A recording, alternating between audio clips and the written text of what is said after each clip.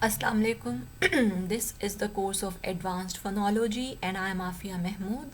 And today we are going to look at the topic of distinctive features. We had already had its introduction in a previous video where we had defined distinctive features. We had taken an overview of what these are. Now in this particular lecture we are going to see the history of distinctive features. We are going to see who are the main contributors of this theory.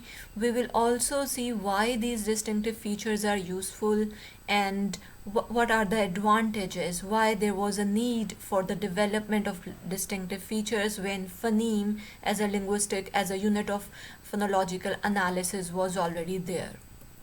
Now, here is a recapitulation of what we had already discussed in the previous lecture. Distinctive features are the universal set of cognitive properties. So here you should look at this carefully. Distinctive features are set of cognitive properties. They are actually stored in our mental lexicon. So we know that English has 44 phonemes, and these are stored in our mind. We when we think of per, we think that how should it be pronounced? This should be voiceless. This should be pronounced with the help of our lips. So we have stored some of the features, some mechanism in our mind about phonemes. So those mechanisms can be called those features. These distinctive features are also universal. These are part of universal grammar of human languages. So a small set of features is able to differentiate between the phonemes of any single language. So like in universal grammar, we had only 2 to 3 rules which are present in all the languages of the world. So similarly, there are few sounds which are actually present in all the languages of the world. It means that human beings have got limited capacity to produce speech sounds, and those can be described with the help of these distinctive features. Distinctive features can be studied with the help of contrasts. The distinctive features have been defined by certain phonologists with the help of opposite contrast. So for example, per is an opposite contrast to b. So we can define these features, we can change their set of features. So we will see how it is done. Distinctive features are called that these are the units below the level of phoneme. So phoneme can actually, if we say one phoneme, if I say phoneme per, this phoneme can be further divided into smaller units. So per has the feature of voicelessness, per has the feature of labial sound as well. So it is produced when lips are active. If we pronounce n sound, now n is nasal sound, it is sonorant as well. So or it has the feature of sonority as well. So it means that one phoneme can actually be broken down into further units, into further features. A phoneme can be described in terms of in terms of a matrix of features. So if a phoneme has more than two features, as I just discussed, so it means that a phoneme can actually be described in terms of a matrix of features, and at the same time those features will be very small and will be very smart as well. Smart in terms that they will be able to define, they will be able to differentiate between any language of the world. So traditionally, phonological and phonetic features are quite distinct. We should know that there is difference between phonological and phonetic features. So Jacobson actually talked about this difference. We will see it in the next slides as well, when we'll be discussing Jacobson's contribution to distinctive features theory. Now phonological features are more abstract. So this is the difference between these two, that phonological features are more abstract, whereas phonetic features are concrete and measurable. They can be measured. How they can be measured? They are concrete. They are viewable. You can view them. You can see their acoustic properties. or they are measurable through their acoustic and physiological properties. We can particularly focus, we will in this whole lecture of distinctive features, we will particularly focus on the model of phonological features, and this was developed by Jacobson and his colleagues, and it was further elaborated by Chomsky and Haley in their book The Sound Pattern of English. Now, historical view. In historical view, there are these three views which actually laid the foundation of distinctive features. And first of all, there was this point of distinctive oppositions. It was presented by Nikolai Trubetskoy. Nikolai Trubetskoy tries to define phoneme in opposite relation to other phonemes. Then there was this approach of this acoustic approach. It was presented by Jacobson. Jacobson tries to define phonemes with reference to their acoustic features. Then there is this sound pattern of English approach, which was presented by Chomsky and Haley. Now, first we will look at Nikolai Trubetskoy's contribution. So his most influential work, that was on distinctive oppositions, it was published posthumously in 1939 after his death. He was a core member of the Prague School of Linguistics, which was mainly responsible in developing some areas of linguistic theory and mostly phonology. So one aspect of Trubetskoy's work examines the idea of different types of oppositions in phonology that we called distinctive oppositions in the previous slide. So these oppositions are based on phonetic or phonological features. In the definition of distinctive features, we had seen that there is difference between phonetic and phonological features, but Nikolai Trubetskoy does not maintain this difference. Now, distinctive oppositions, what were the distinctive oppositions presented by Nikolai Trubetskoy? He said that there are bilateral oppositions. You can define a phoneme, or you can define phonemes with the help of bilateral oppositions. In bilateral oppositions, there will be a pair of sounds that share a set of features which no other sound shares fully. So it will be a pair of sounds. For example, voiceless labial obstruents. Now look at this pair. This pair has these three characteristics. This pair has these three features, a set of features. These three features. This pair is voiceless, per is voiceless, for is voiceless. This pair is labial. Both are produced with the lips, with the help of lips, when lips are active. So per is bilabial and for is labiodental. So together we can use one term. These are labial. Obstruents, these are obstruent, that air is actually the major part of the, so air is blocked in the while production of these sounds. Multilateral oppositions. Second one is multilateral oppositions. A group of more than two sounds. Now it was bi, so it was a pair. Now it's group of more than two sounds which share common features. Now these can be three sounds, these can be four sounds or more, and these will also share common features. So for example, labial obstruents. Now you can see these four consonants share two features. Labial, these all are labials, and these are obstruents at the same times. So they are sharing two features. Now we can try to define phonemes either with the help of bilateral oppositions or multilateral oppositions, and we can also try to define phonemes with the help of binary features and gradual oppositions according to Nikolai Trubetskoy. Now what are these binary features? He said here, he talks about the quality of being marked and unmarked. He says that features which a sound either possesses or lacks, these are binary features. So a sound is either voiced or not voiced. The sound which possesses that feature is said to be marked, e.g. plus voice, or and whilst the sound lacking the feature is unmarked, which will be minus voice. So for example, if there are p and b sound, we will say that b is marked, it is marked with voice, and p is unmarked, it is minus voice. Similarly, s and z is marked and s is unmarked. You can apply this to all other sounds as well. Then there are certain gradual oppositions. The members of a class of sounds possess different degrees or gradations of a feature or property. For example, the three front unrounded vowels in English. Now these three unrounded vowels, e, a, and a.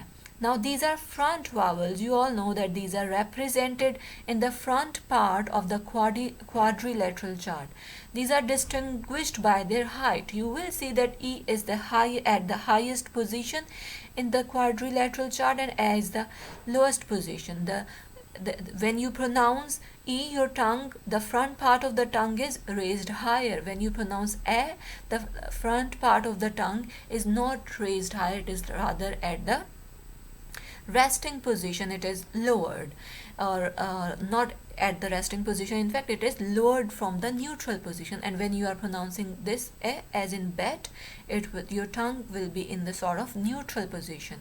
So we can define vowels with the help of gradual oppositions, that these are opposite to each other, but they will be studied with reference to some degree of opposition, or degree or gradation of opposition. Now we will look at the next contributor, who is Roman Jakobson. He mainly said that phonemes can be defined with reference to their acoustic features, since these are more measurable and concrete. So his theory based on at least 4 ideas, and these 4 ideas are generally quoted in the definitions of distinctive feature theories. All features, he said, all features are privative, i.e. binary, that is binary. This means that a phoneme either has the feature plus voice, or it does not have the feature minus voice. So in our feature theory, in the features that we will discuss in the next lecture, in the next video, are also discussed with plus and minus signs.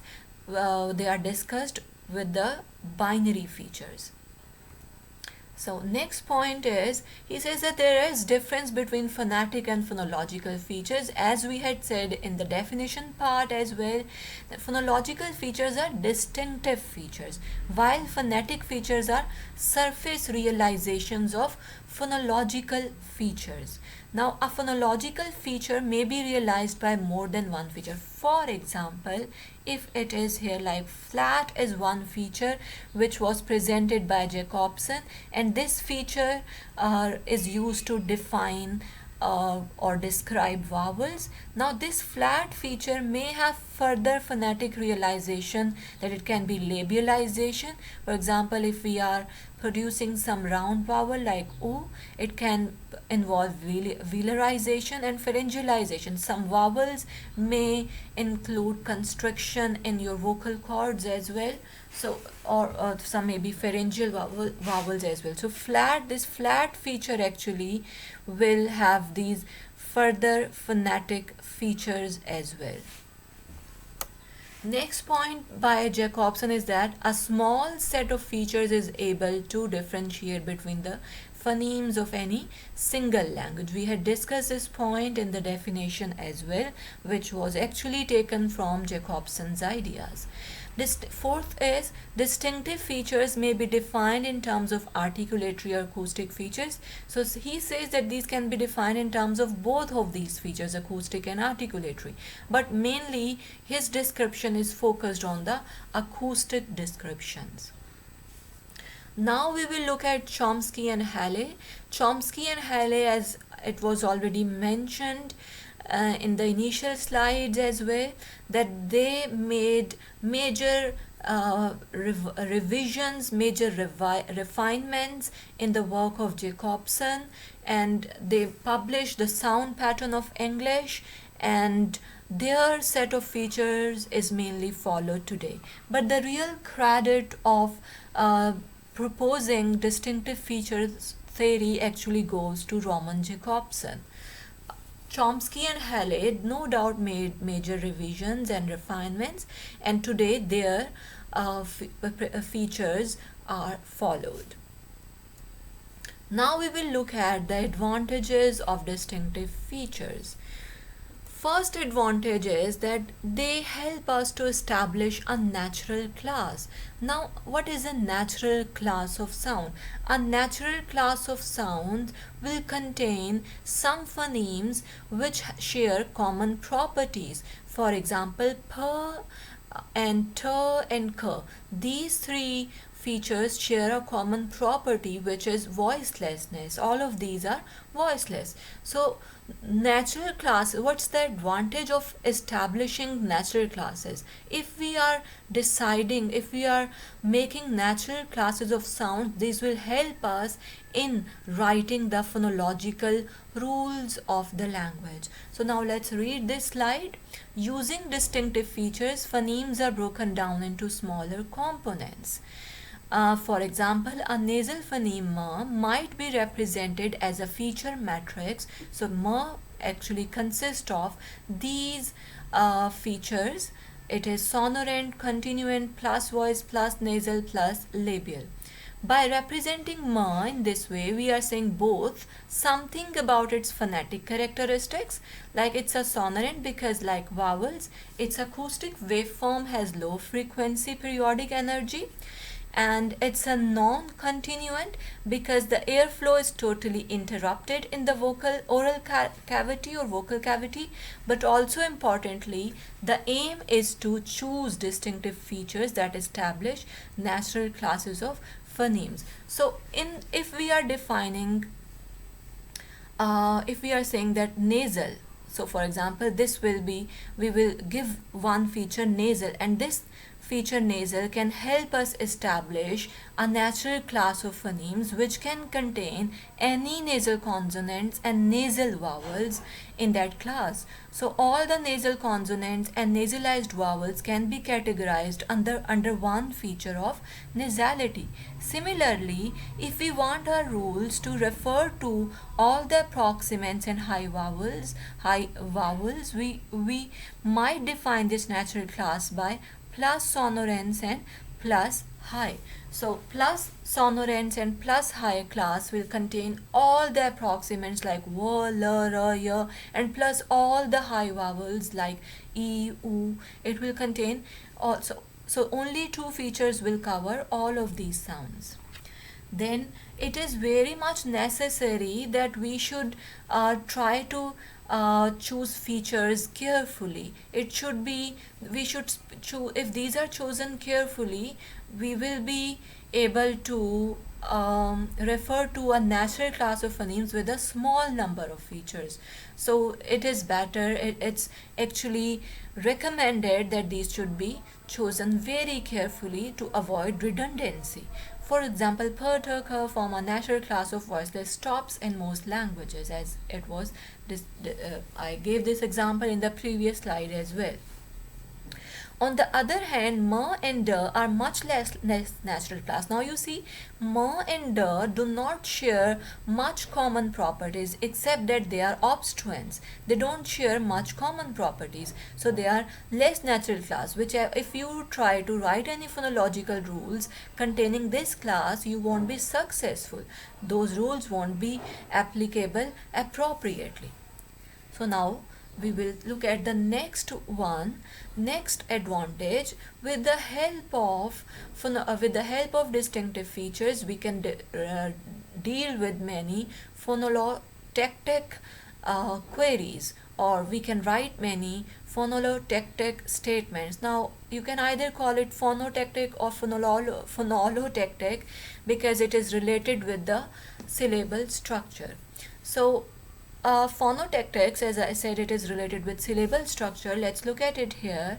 A syllable contains onset and rhyme further contains peak and coda. This syllable structure is the syllable structure of all the languages of the world.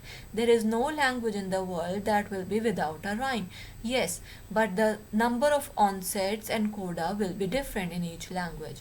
Now you see here, certain words are here which are in green, and few words are here which are in red. Now the green words are the possible words in the language, and red words marked with asterisk are the words in English which are not allowed. Now we will see what's the reason. Now first we will look at this picture as well, where there is onset analysis of English. In English we say that we can either have a zero consonant or no consonant in the beginning in the onset position. We can have one consonant as well, like if I say the word bat, in this only there is only one consonant in the beginning, which is b. There we can have two consonant, like if I say sky, I have now two consonant like s and k. If I say three consonant, we can take the word of like sprite. Now it has three consonants, s, p and r. Now there is this last rule that you need to look at. This is s.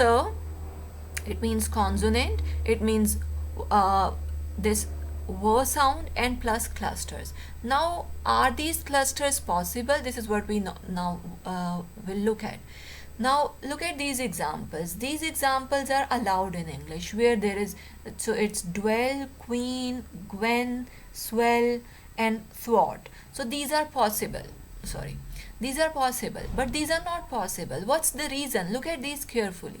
Now d is not labial, whereas w is labial. And similarly in the word queen, k is velar and w is labial. G is velar, this one is labial. And now look at these. P is labial, w is also labial, b is labial, w is also labial. So it means the distinctive features tell us that labial plus labial combination is not possible. It will be difficult for your articulators to pronounce two sounds from the same position without any pause. So distinctive features tell us about the phonetic restrictions or phonological restrictions in the language as well. This particular content has been taken from this source. Okay, now phonological rules. These distinctive features also help us to establish phonological rules. This particular thing was also discussed in lecture 1, so I have now only written the examples here. You see, we have these words here: cats, bags, cups and labs. In all of these we have only added S sound here. So only we have added one morpheme. And when we are talking about the sound changes in cats and bags. So you can see that in t, if we are using s here in these example in cat and cup, so it will give us the sound of s. The reason is that t and p both are voiceless sound, whereas g and b both are voiced sound, which are making the next morpheme, the next sound which has just been added, voiced as well. So one sound will have its effect on the other sound as well. These are the effects of features which are actually evident. The feature of voicing is actually having its effects, it's transferring its effect on any other coming sounds. Now look at these examples as well. Now we will pronounce it like buses, roses, churches, judges. Now you see, in all of these at the end we had this z sound. Now the case is different from here. We now see we have this s here, we have s here, we have ch, a voiceless sound, but we have j here, a voiced sound. So it means this is not the case of this voice. So this particular rule cannot be merely discussed with the help of voicing. What is one common feature in all these sounds? We have to try to identify that one common feature. The one common feature in all of these is that these are stridents. These are, so when we are making plural of a word which is having strident sound in the end, like stridents are sir and ch and j. When we are having strident in the end, it will add e sound and it will add z sound, like buses. Here we have is sound in the end added. Is here and is here and is here too. So buses, roses, churches and judges. So you see the distinctive features are also helping us to write phonological rules. These phonological rules can help the language learners, the learners who are interested to learn any foreign language. Now another phonological rule is here. Look at the example. We might want a rule which makes approximants voiceless when they follow aspirated stops in English. If we could not define phonemes in terms of distinctive features, we would have to have separate rules. Now see here, such as l becomes voiceless after k, r becomes voiceless after k, w becomes voiceless after k, y becomes voiceless after k. Cute. And then the same again for all the approximants that can follow per and ter. So now you see that if we would not have these distinctive features, we would have to write such long rules. There could have been like, see, 1 2 3 4. You could have written so many rules, maybe 12 or 15 or maybe 20 rules. So with the help of distinctive features, we can make it quite small. We say, look at this, if we define phonemes as bundles of features, we can state the rule more succinctly, more briefly as, for example, plus sonorant minus syllabic plus continuant sounds become plus spread glottis and aspirated after sounds which are plus spread glottis and aspirated. So in simpler words, we can say that all approximants become voiceless after voiceless sounds. This is how we can take help from the distinctive features theory. Now, the last but not the least, it also has some clinical application. If there is some child with language disorder who cannot produce a certain sound appropriately, we can analyze his language carefully. We can try to focus that which feature he is not able to acquire, and then we can suggest some practice of that particular feature only. So what looks like several errors may actually be a common problem of not having learned a single feature. For example, child's errors may be on all strident sounds or on all continuant sounds. So there is one, and there is another advantage. In the last slide I said it's the last.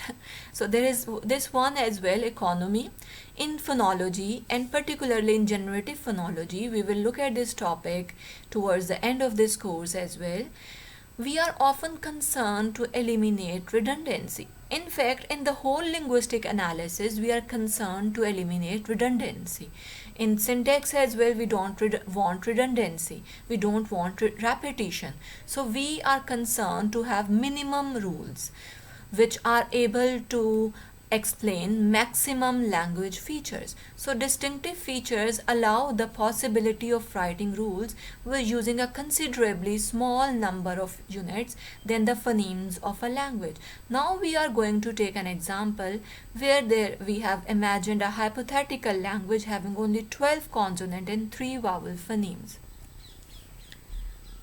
So now here we are going to see the language which is hypothetical and contains only 12 consonants and 3 vowel phonemes. Now you can see that these are the consonant phonemes. Just imagine that there are these 12 consonants in a language, and there are these 3 vowel sounds. Now it means 12 plus 3, we have these 15 sounds to to describe in this particular language, and how can we do it smartly?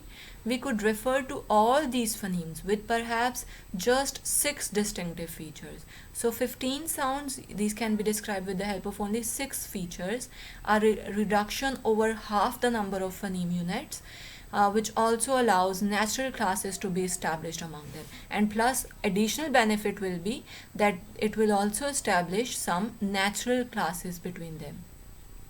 So these are the features, that plus voice sounds, the consonants which are, or the sounds rather, which are plus voice will be these ones. All vowels have also been included here. Plus nasals will be these, plus high will be these, and so similar. So you can see that sounds are actually repeated in each class, and they are establishing natural classes which will further assist us in writing phonological rules. So distinctive features are actually a smart solution for the phonological analysis. Now, at the same time, each phoneme is uniquely represented as shown by the distinctive feature matrix. Now you see again 1, 2, 3, 4, 5, 6, only 6 features, and you can represent these with plus or minus signs. So it's not like that you won't be able to deal the phoneme at individual level. You will still be able to deal the phoneme at individual level, but in addition to that you will be able to have some natural classes which will help you further in many phonological and type of analyses. Okay, now here is a sort of this is what we are going to see in distinctive feature classes, that major there are distinctive features are grouped according to the natural classes, as we already said, and these classes are major class features, manner features, place of articulation features or cavity features, basic vowel features, and laryngeal features.